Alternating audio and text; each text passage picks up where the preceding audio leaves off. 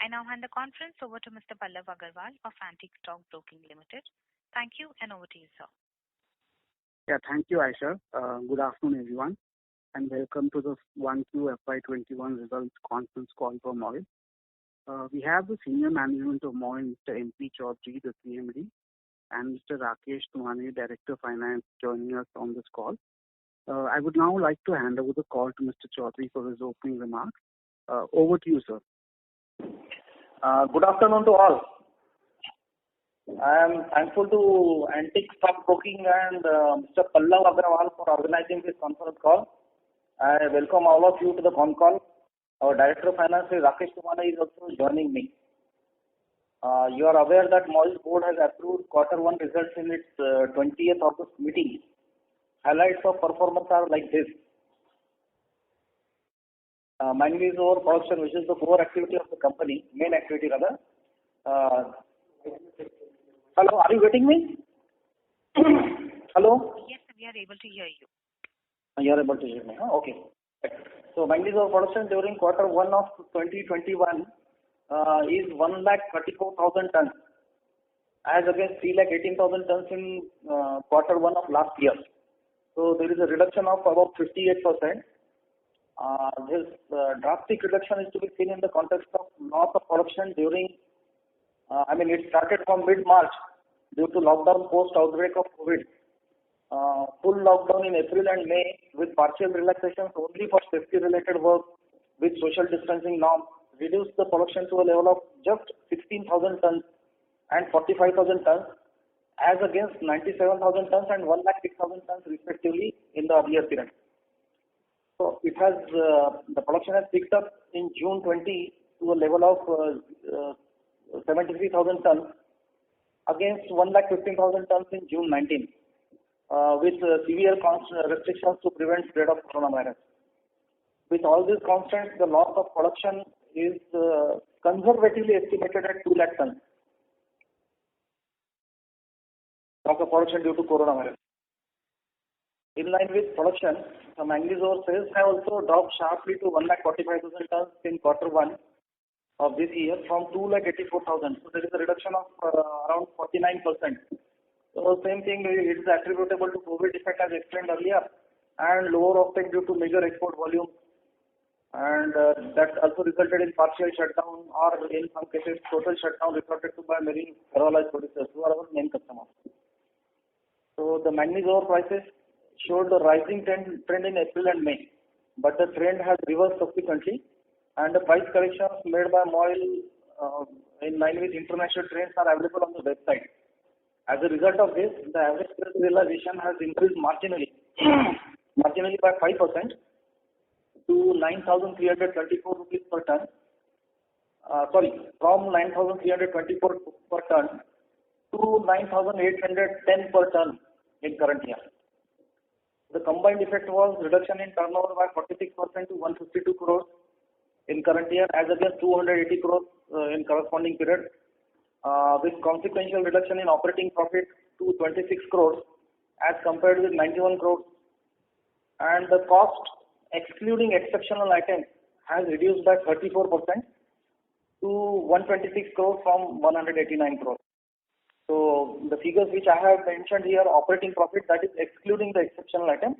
So that has to be appreciated that irrespective of this kind of slowdown, never before seen by us, the company on a meager turnover of 152 crores still has maintained the operating profit of 26 crores. So that's all from my side. Thank you.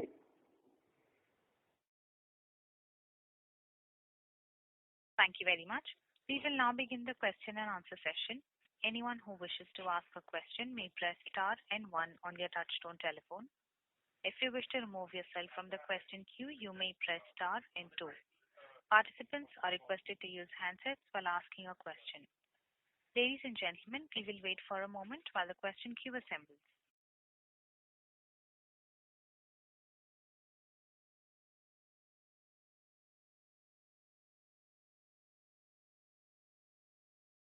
We would request the participants to please press star and 1 to ask a question. The first question is from the line of Vishal Chandak from Emkay Global. Please go ahead. Namaste, Shalji. Namaste, sir. How are you, sir? I'm fine, thank you. Yeah. Okay. Sir, my first query was with respect to reduction in the operating costs.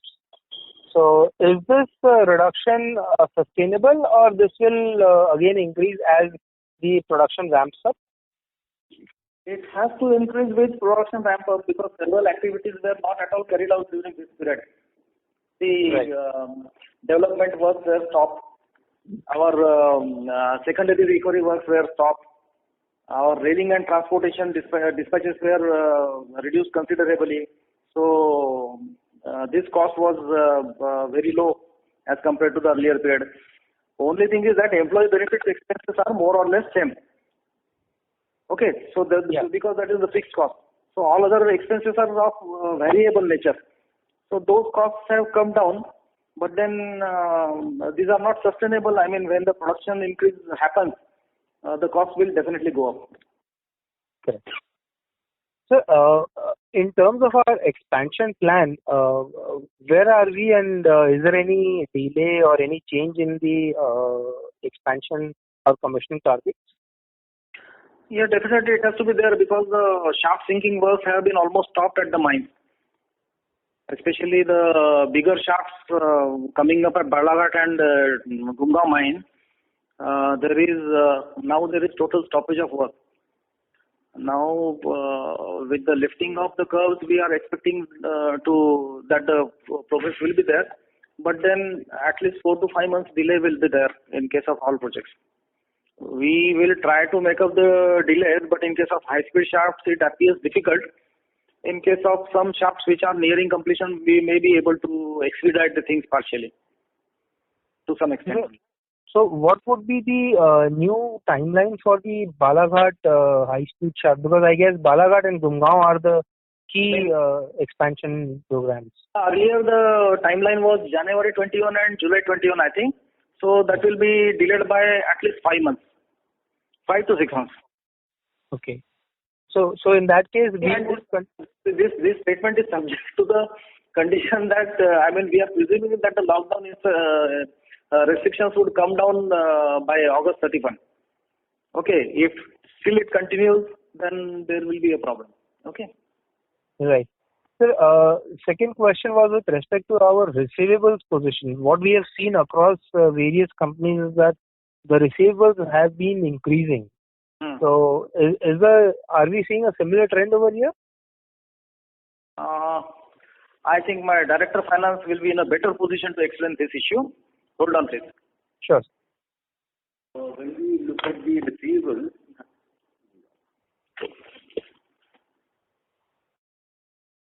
so compared to March, where are we, sir, in terms of our receivables currently?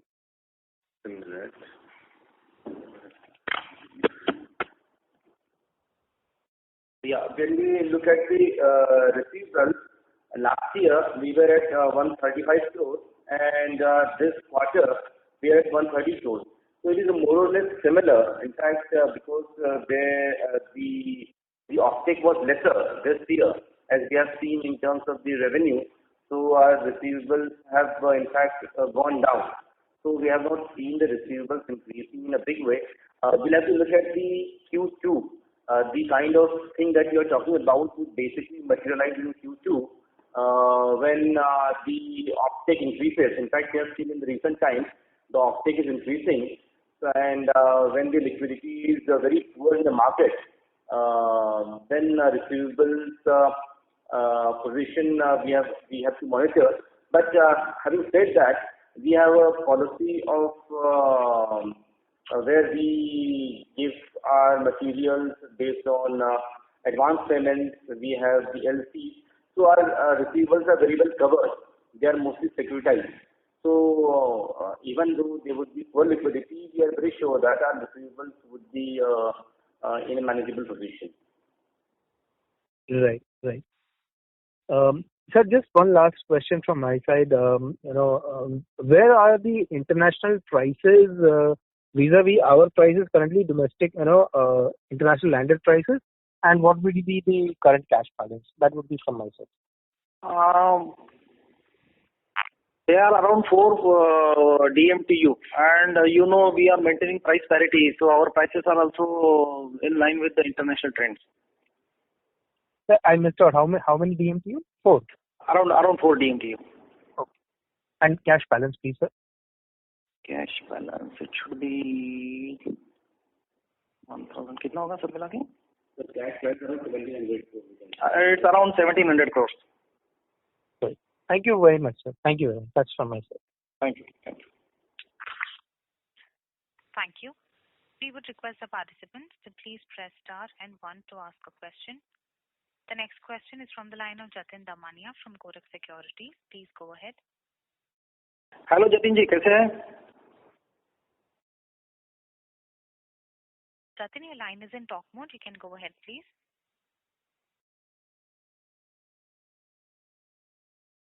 We would request you to please unmute yourself if muted from the handset.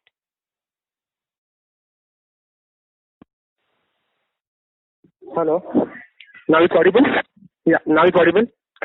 So during the quarter, we reported an exceptional cost of rupees 50 crores. What was that pertaining to? It's relating to the contribution made by the company to Prime Minister's fund and Chief Minister's relief fund. Okay. Yeah. So this is an exceptional item, so we have disclosed it separately. Right. And Normal operating cost. Okay. And so, I mean, as Mr. FM Director Finance was saying that we have seen an increase in the sales in last few days. So was it? Can you highlight the trend in month of July and August? What were they as compared to June?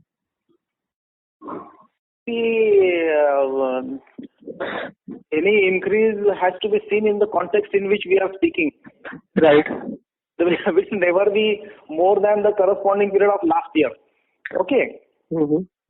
I mean, in August probably we may see slightly higher volume, but in July it was on lower side. Slightly, marginally on lower side. Okay. And so, in terms of the earlier article already. No, my point is that you will not be able to establish any trend in this period. Right. But sir, I mean, just to check, because is the offtake and the ore offtake by the ferroalloys producer have already started, or probably we are seeing some more delay or probably lower demand from them as well? No, offtake was there in the first quarter too. Okay, Mm-hmm. but then it was at a very reduced level. Okay. So still offtake is continuing. So as I mentioned earlier, in last month, July, it was slightly on lower side as compared to July 19. In August, it has slightly picked up. Mm-hmm. Okay. And so in terms of pricing, I mean, as you said that the current prices are in line with the import parity prices, but how do we see the ferroalloys producer in Africa, and what are the trends that we are getting over the industry perspective?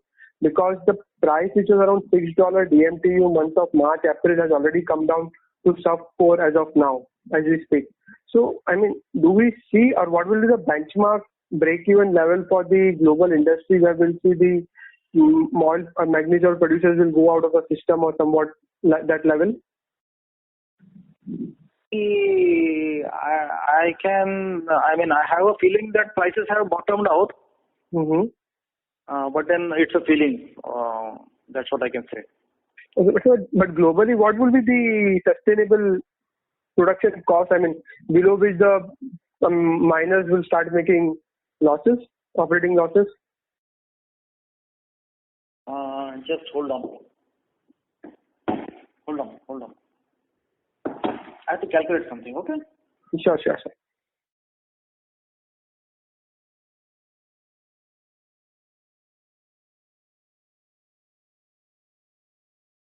See, globally, if it is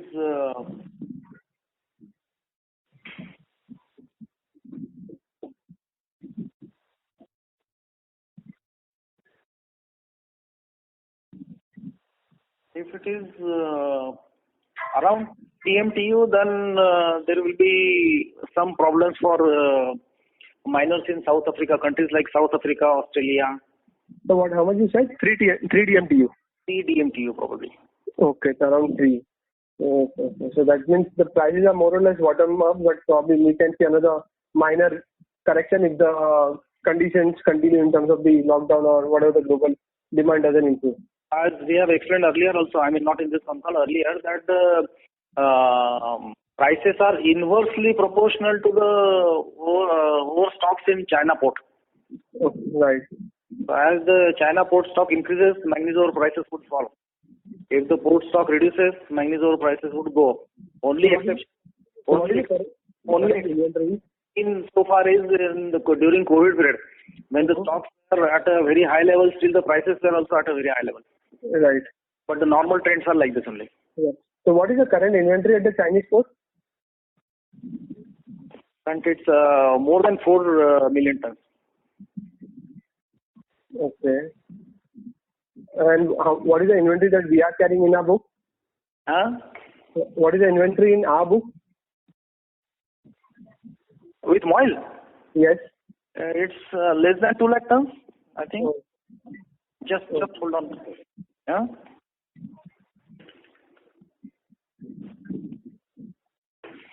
It's 1.70 lakh tons. Okay, sir. Thank you, sir. That's all from my side. If you have any more questions, I'll join back in the queue. Thank you, Jatinji. Thank you. Thank you. We would request the participants to please press star and one to ask a question. The next question is from the line of Samil Surendra from Argus Media. Please go ahead. Hi, good evening, sir. Good evening. Sir, I just want to check with you what would be a guidance, production guidance for this quarter? See, the trends are not yet clear. We are trying to somehow maintain the levels. Right now, it has come to a level of around 75% of last year. Okay, with severe restrictions on social distancing and then sanitization, all those things are going on. So that in case these restrictions are removed, then we are sure that the things would be better than last year. Okay, but then till the time restrictions are not removed, we will have to be satisfied with around 75% of the production as compared to last year. So this would be 75% of the last year's production that we might project. Yes, if the situation continues like this. If the restrictions are removed, then it may exit. And sir, what about the full year? Would it be similar to full year? I didn't get you. What would be the guidance for the full year in terms of YOY? Full year also, see, unless we see the trends at a normal level, and we see that, okay, now lockdown restrictions are no more there, then only we will be able to say something. Today it is very difficult. And whatever I am stating, that is with the presumption that on 31st August this would end. Last time when I talked to all of you, when our accounts were approved, annual accounts were approved, I was thinking that by June the restrictions would be lifted. But then still some restrictions are there. Social distancing norms are not gone. So, right now it is very difficult to say something on this. And sir, on the demand side, how do you see this demand from Ferroalloy Industries coming? Is it picking up? It has slightly picked up. And so normally we see a trend after October, December, once the rainy season goes up, we see hike in production. Yes. Thereafter, after October it goes up. Yeah. So do we expect also demand from steel industries and ferroalloy industries to pick up, subject to what restrictions are lifted? Yes. Okay. Thanks a lot for having a word with me. Thank you. Thanks. I'll get back to the queue. Okay, bye. Thank you. Thank you. A reminder to the participants, anyone who wishes to ask a question may press star and one now. The next question is from the line of Rahul Jain from Systematix. Please go ahead. Yeah, sir. Good evening. Thanks for taking my call. How are you? Yeah, very good. Sir, we saw a good decline in your other expenses. So is it like because we had some inventory liquidation, or just what was it due to? Inventory liquidation was only to the extent of around 9,000 tons in case of manganese ore. So it's not that substantial.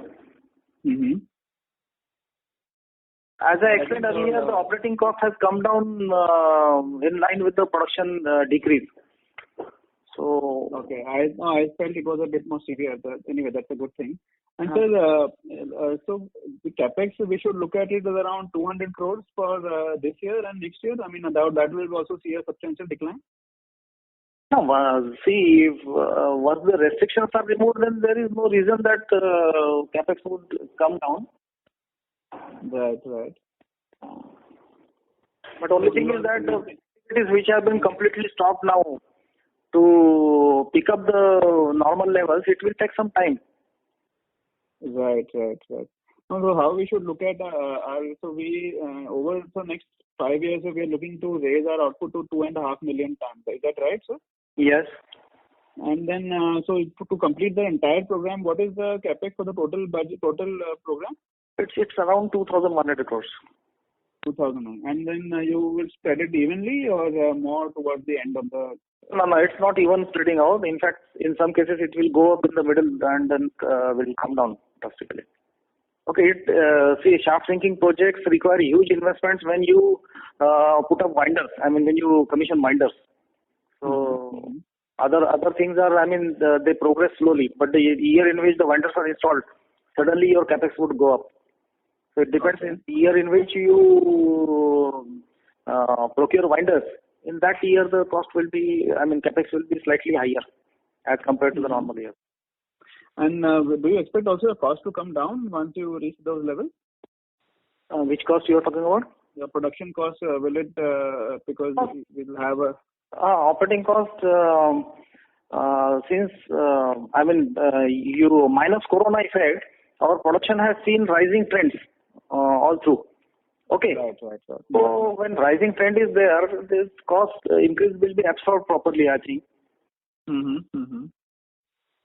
So that will result in reduction in cost, maybe marginally, but then cost control will be there.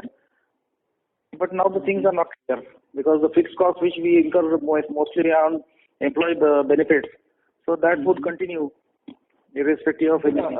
Do we expect to get any more mines out of any of government allocation or any of those things? Do we have anything under process? Or So we have signed MOUs with Gujarat government and Madhya Pradesh government.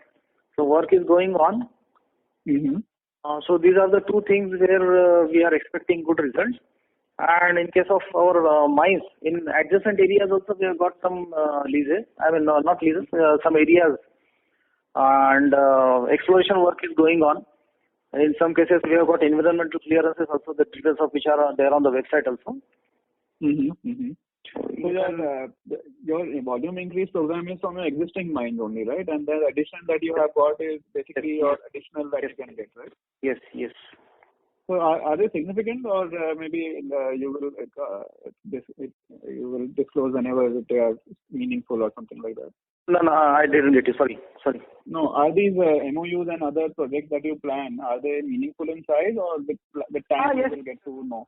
Because we don't do MOUs just like that. Okay? No, I get that. I just wanted to know, any numbers you can give on those? We are very serious here. We are very serious about our MOUs. And we are pursuing the projects actively. Right. Okay, sir. Thank you so much. Thanks. Thank you. We would request the participants to please press star and 1 to ask a question. The next question is from the line of Pallav Agarwal from Antique Stock Broking. Please go ahead. Yeah, so I just wanted an idea if you could give us what proportion of the total cost would be fixed. I mean, employee, I guess, would mostly be fixed, but apart from that, what about the semi-variable part? So, would the total proportion of, say, about 30-35% of total cost, would that be a sort of fixed cost level or not really? No, more than 50% is fixed cost. Okay, sir. So, but royalty would, I mean, with prices coming down, so royalty would be directly linked to the realization part. Yes. So it's not varying with production, but it is varying with sales. Okay. So also just wanted your view on, there was a lot of, buzz around this manganese ore being used in electrical batteries, for batteries and all. So has there been any real progress on that front, or it's still, some time away? R&D efforts are going on. We have achieved success in 2-3 parameters, but one still remains. So as and when we attain success in that, then we will be able to say something about this. Okay. So generally, does the EMD, the electrolytic manganese dioxide, so that is directly going to the battery application? Yes. So there do we have more pricing power, or it's more or less linked to the manganese ore prices? No, I didn't get you. Sorry, I didn't get your point. So I'm saying that EMD, is the pricing more stable in that segment compared to manganese ore, since the application is more specialized in terms of batteries? It's a niche market now. So I'm assuming that the realization there would not be as volatile as manganese ore prices. Is that correct? Yes, you can say that. Okay. Okay. So, yeah. So I think I'm broadly done with the questions at my end. Okay. Thank you. Thank you. A reminder to the participants: anyone who wishes to ask a question may press star and one now.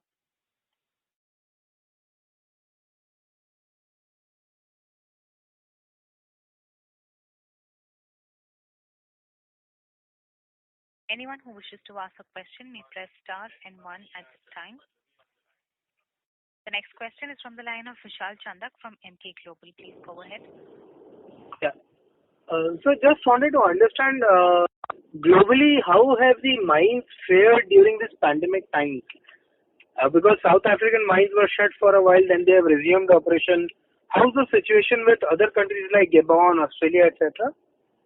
Gabon, probably, to tell you frankly, authentic information is not available. So, better not to speak about it at this stage. Okay. Yeah, but have we seen imports rising from there? How are the imports trends from those places? But it is slightly on low side. Okay. And lastly, sir, in the raw material consumption side and in the P&L, we often come across a negative figure. So it's difficult to presume why the number should go negative. Which one? Which? The cost of material. The cost of material goes negative. The raw material consumption. Yeah. So when the production is higher than the sales, so there should be inventory accumulation. Then I can understand. But then the production is also lower than the sales. Still, we see a negative number on the raw material consumption side. So if you could just help us explain that. Are you talking about cost of materials consumed? The cost of materials consumed was 10 crore 96 lakh in 30th June 2019 quarter. That has come down to just 10 lakh rupees in the current quarter. So the overall number becomes negative when we look at the changes. Are you talking about changes in inventories of finished goods? Yeah. Right, sir.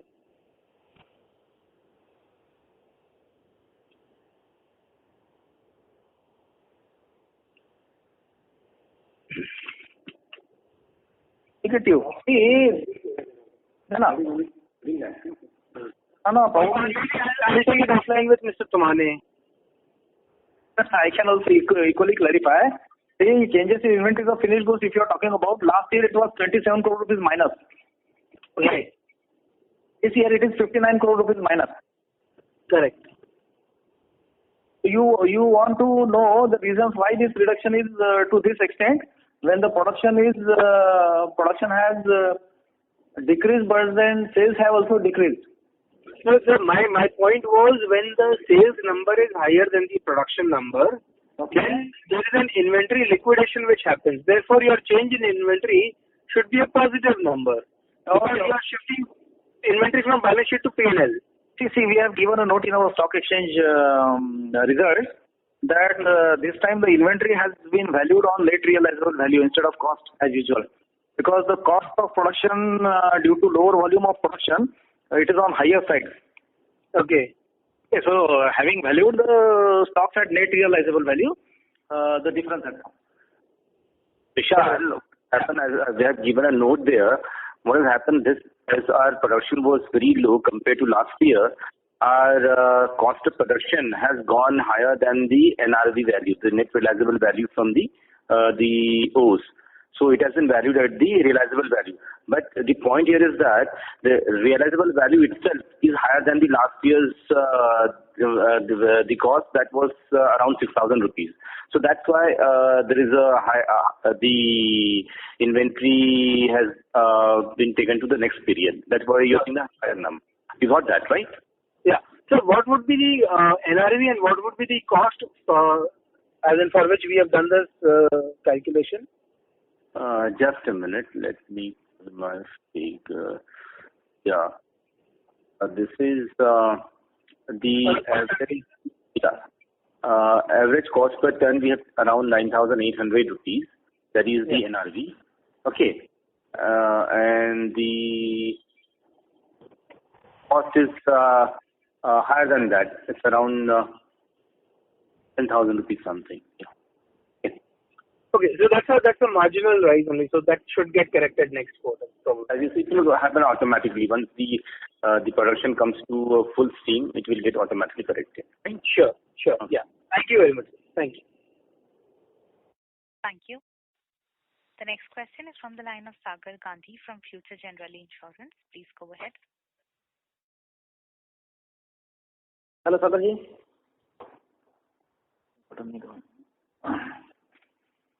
Sagar, we would request you to please unmute yourself if muted from the handset. Yeah, hello, sir.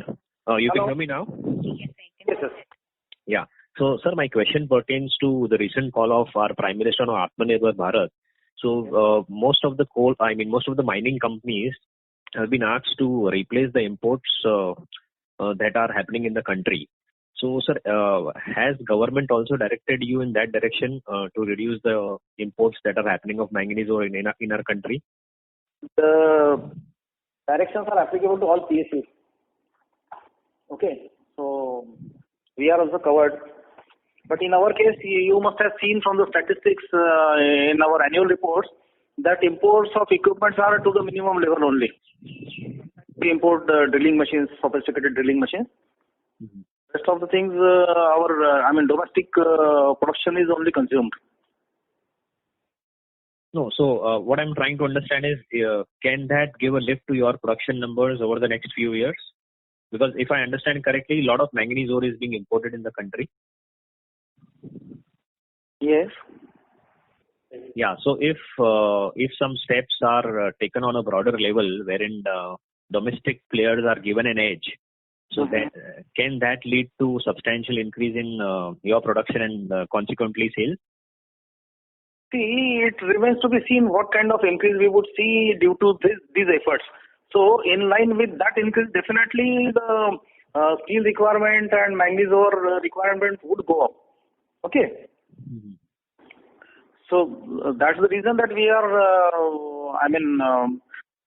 going ahead with our plans to increase production of manganese ore. Okay, but nothing as very concrete as of now, and nothing as of now can be quantified. Several constants have been there. Okay. Yeah. Sir, my second question pertains to this EMD business. Last year, we had mentioned in the annual report that we are increasing the production from 1,000 tons to 1,500 tons.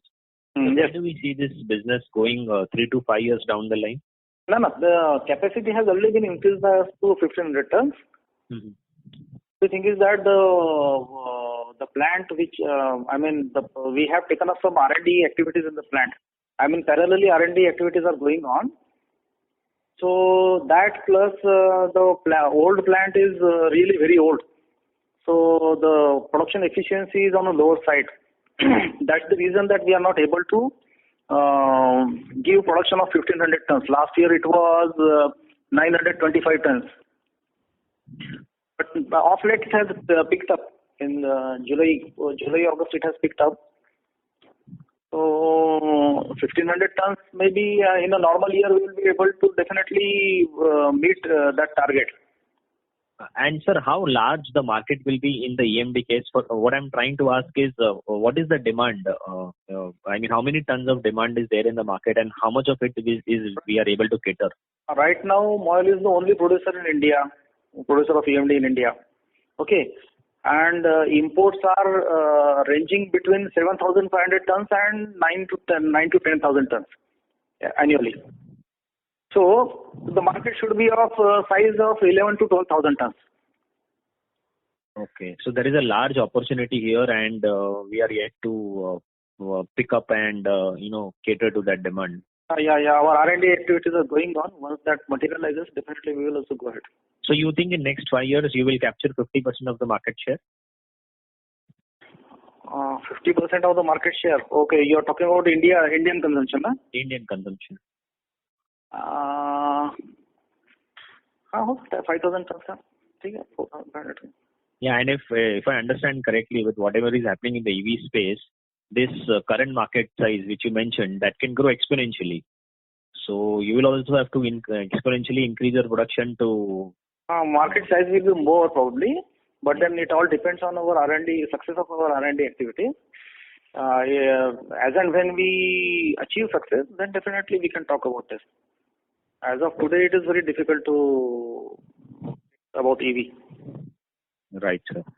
So this will be one of the focus areas for MOIL going forward, because this is a niche product where you have pricing power, yes. You have monopoly. Yes, definitely. Yeah. So thank you so much, sir. That was from my side. Thank you. Bye. Yeah. Thank you. We would request the participants to please press star and 1 to ask a question.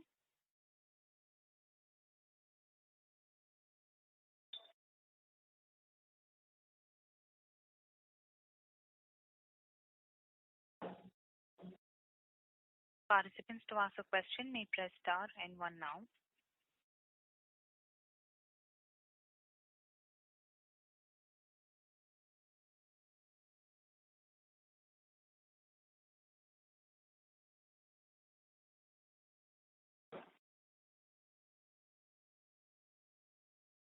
As there are no further questions, I would now like to hand the conference over to Mr. Pallav Agarwal. Yeah, thank you, Asha. So I'd just like to take this opportunity to thank the management of MOIL, for taking the time out for this call, and would look forward to hosting them again at a future time. So any closing remarks from your end? No, nothing from my side. Just one correction I want to make. Still, the name of my company is mentioned as Manganese Ore India Limited. So 10 years back, it has been changed. On 18th of August, I think 18th of August 2010, it has been changed to MOIL Limited.